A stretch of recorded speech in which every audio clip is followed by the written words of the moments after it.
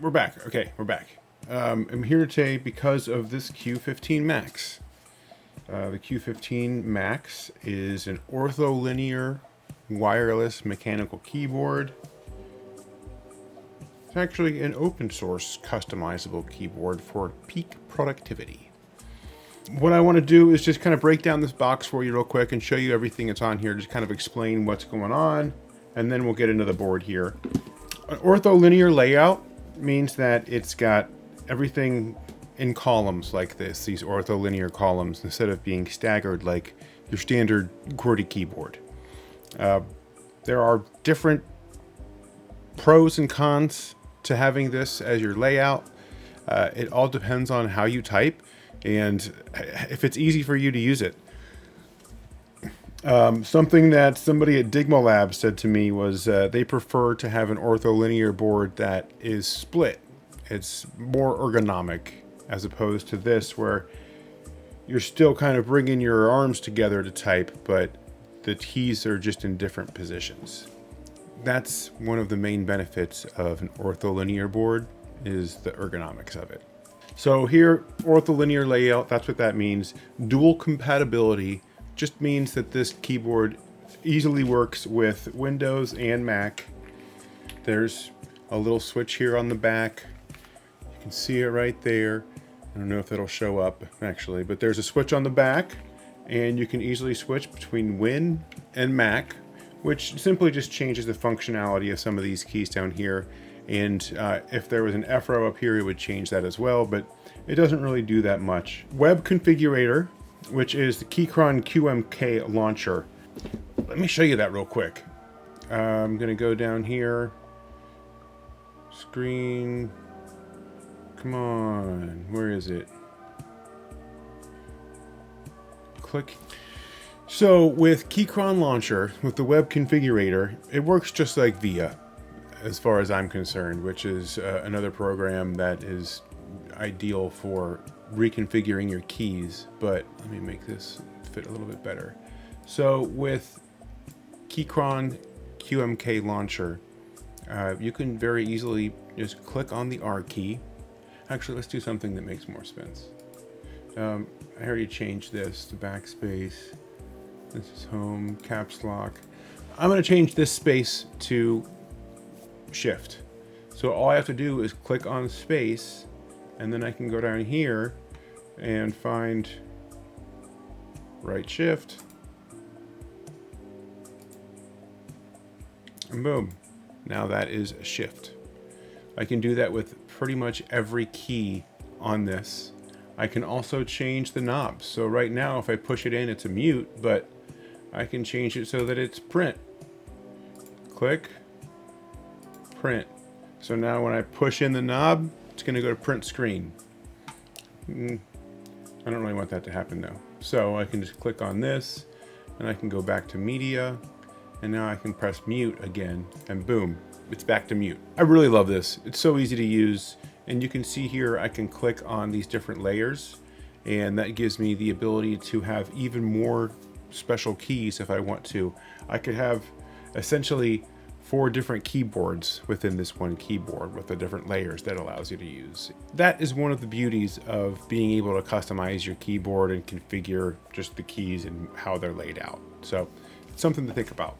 2.4 gigahertz and Bluetooth, which means this keyboard, let me pull this dongle out. This keyboard can connect with 3 computers via Bluetooth. All you have to do is just transfer real quickly from one computer to the next. You could also plug in this 2.4 gigahertz dongle, and that gives you instant connectivity if you go over to the 2.4 over here. And then there's also the wire, obviously.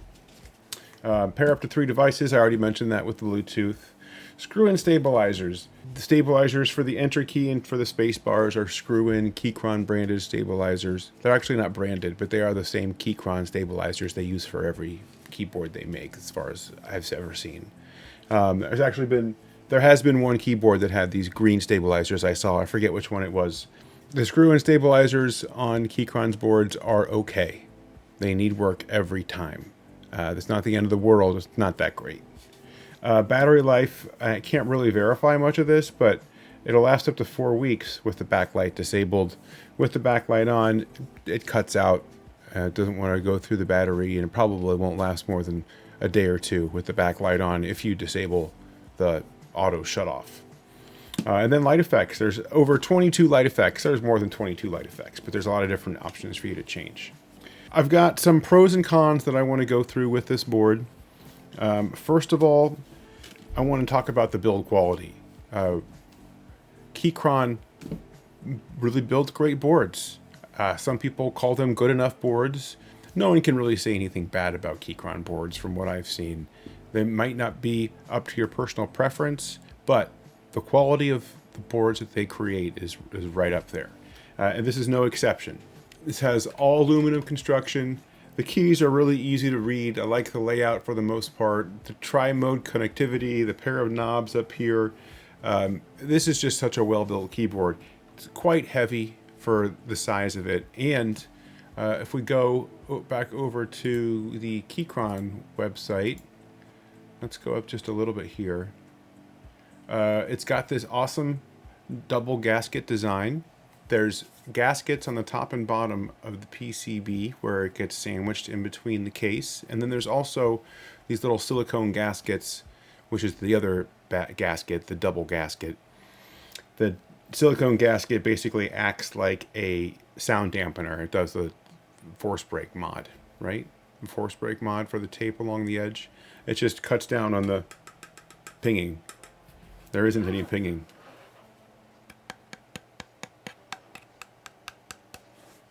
It's pretty hollow. I mean, it's pretty solid in there. And then here, look at this lineup here with this construction. Obviously, we've got the knobs and keycaps on top.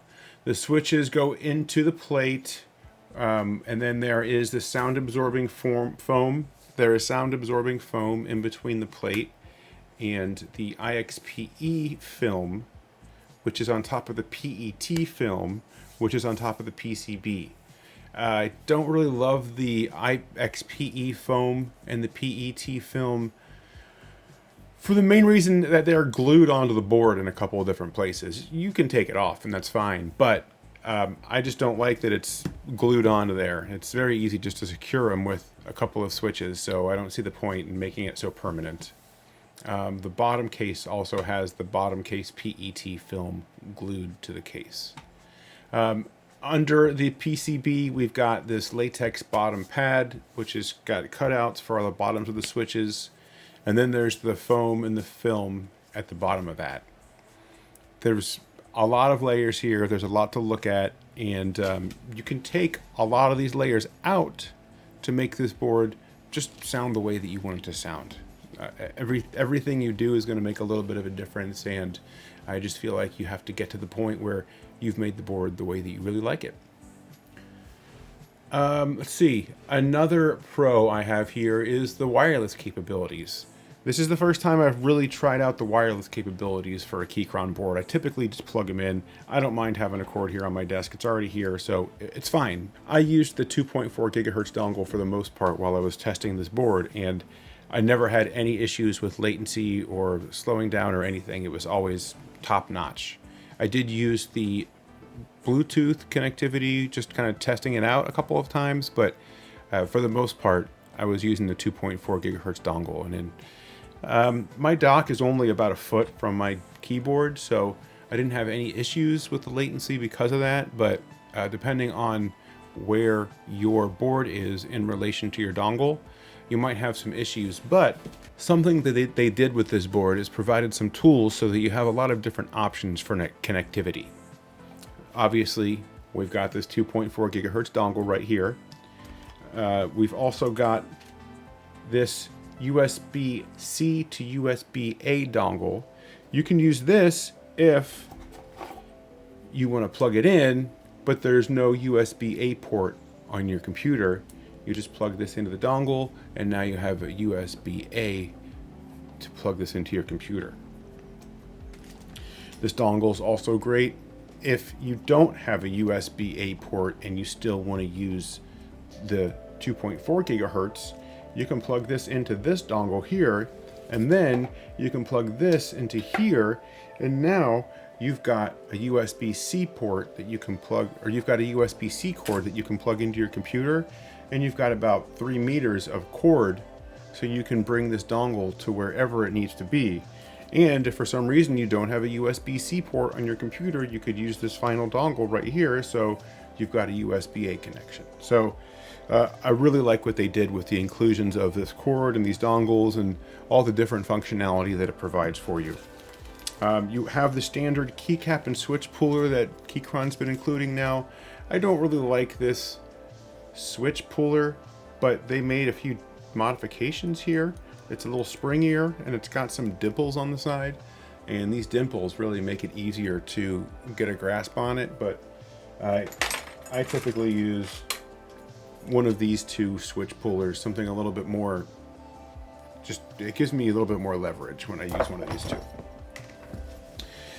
And then there's also a lot more tools and spare parts. You've got some extra gaskets, some extra feet, some screws, an Allen wrench, and two little, I don't know what these are, but they provided a lot of inclusions to give you everything you need to be successful with this board, as well as, and I know they've always got a quick start guide with their boards, but this map can really help you identify where the keys need to go if you change the keys around at all.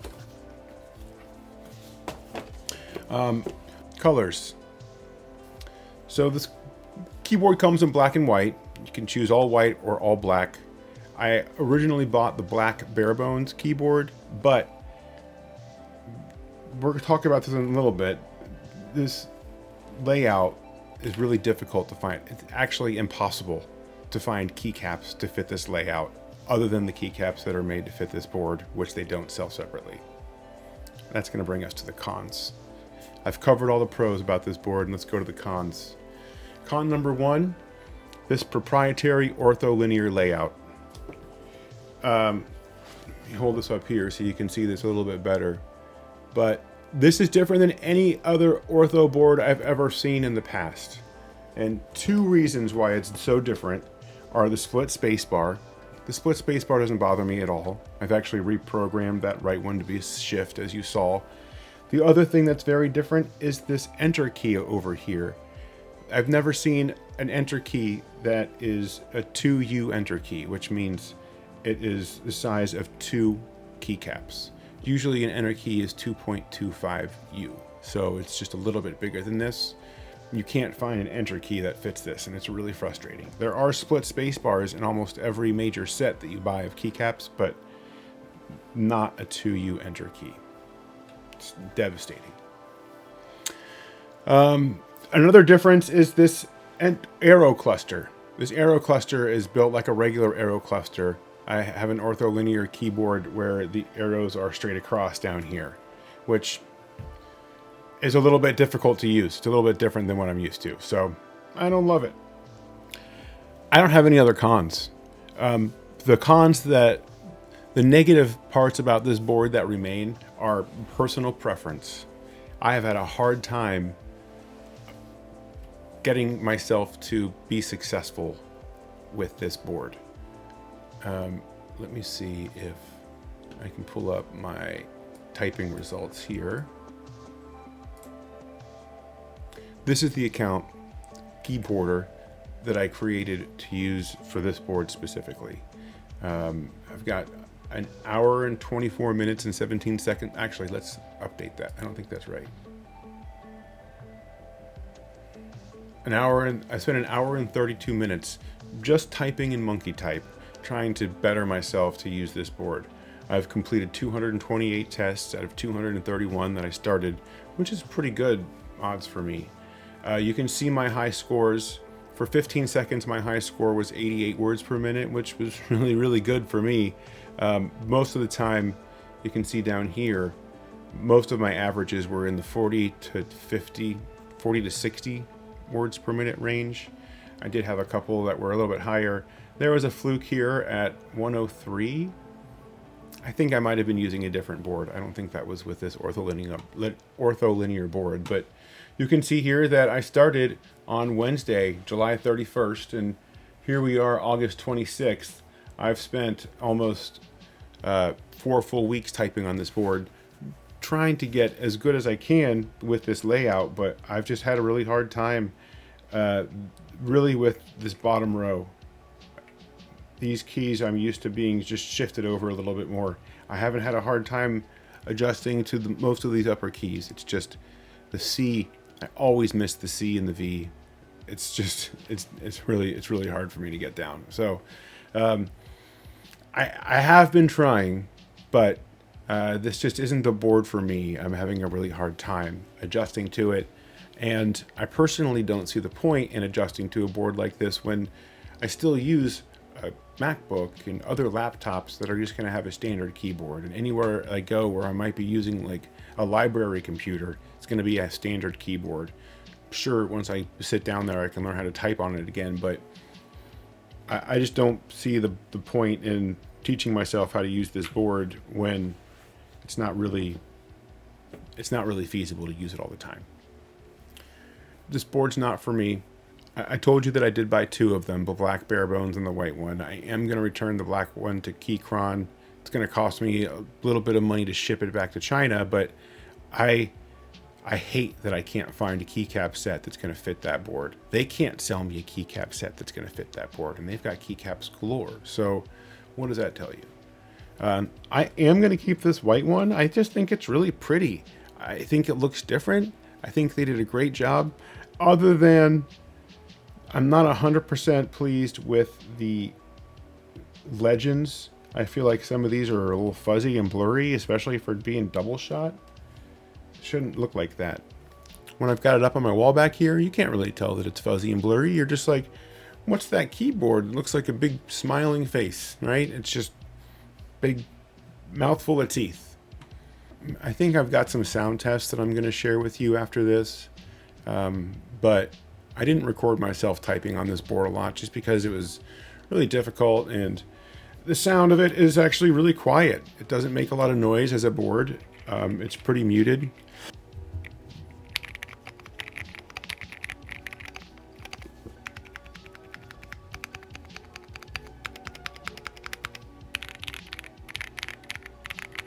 That's the board. It's not loud. It's fairly quiet. It's well made. Make sure you don't get the bare bones one because you're going to need keycaps to go with it. You can always put your own switches on there if you want to, but that 2U enter key is just a real pain in the butt.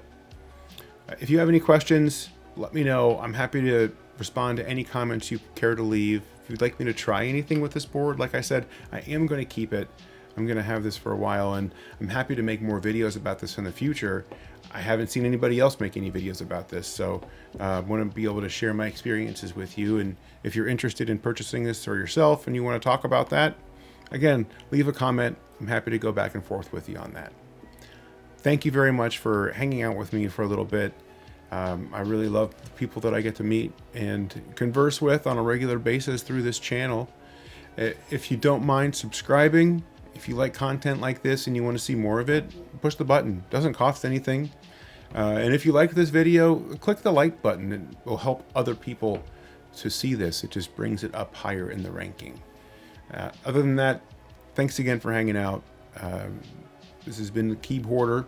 My name is Brian, and I'll see you next time.